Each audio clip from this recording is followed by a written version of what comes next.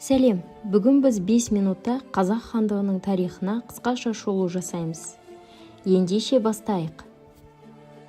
Қазақ хандығының құрылуы 1465-1466 жылдары.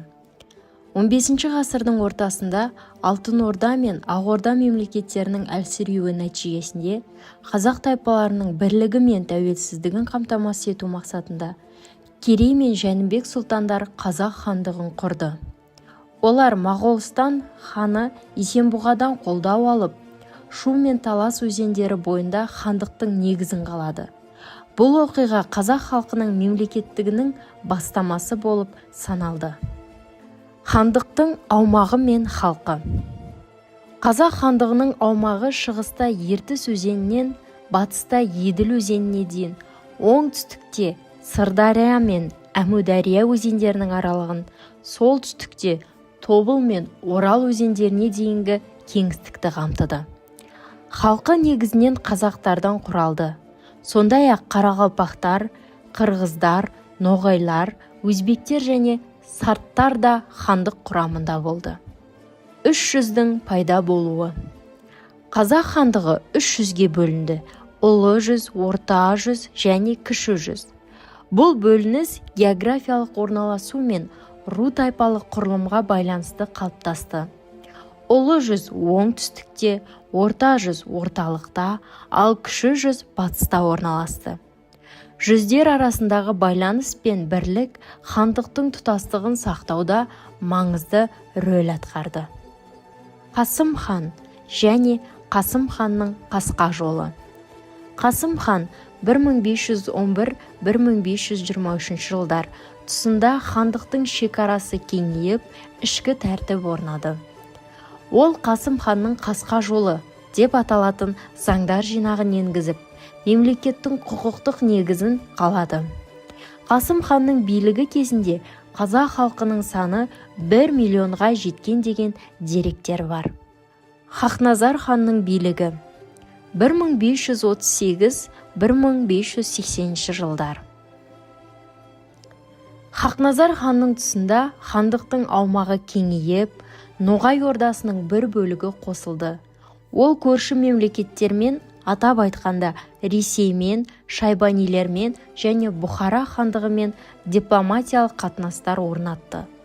Хақназар ханның саясаты хандықтың тұрақтылығын қамтамасыз етті. Тәуке хан және жеті жарғы.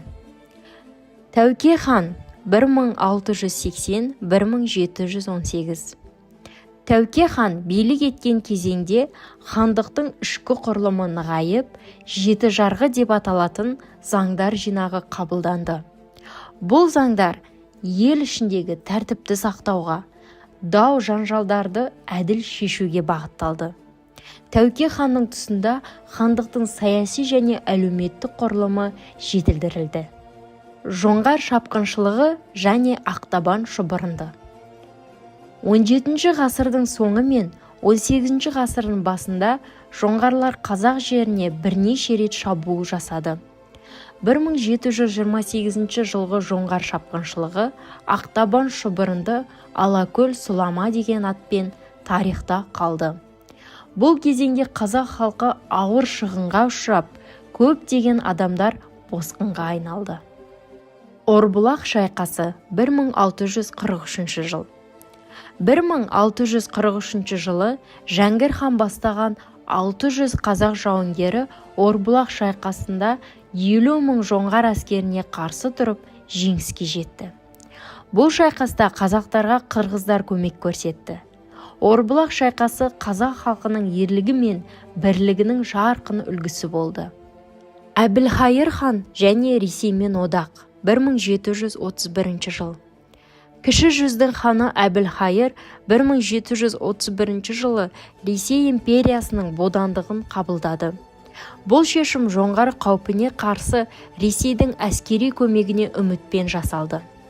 Алайда бұл әрекет қазақ даласының тәуелсіздігінен айырылуына әкеліп, біртіндеп отарлық саясаттың басталуына себеп болды. Кенесары хан көтерілісі және хандықтың жойылуы 1847 жыл. Кенесары Қасымұлы Абылай ханның немересі.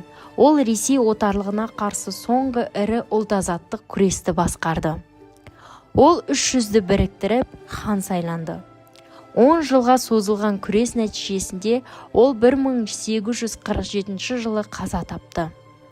Осы оқиғамен қазақ хандығының соңғы тірегі де жойылып, толықтай Ресей империясына бағынышты болды.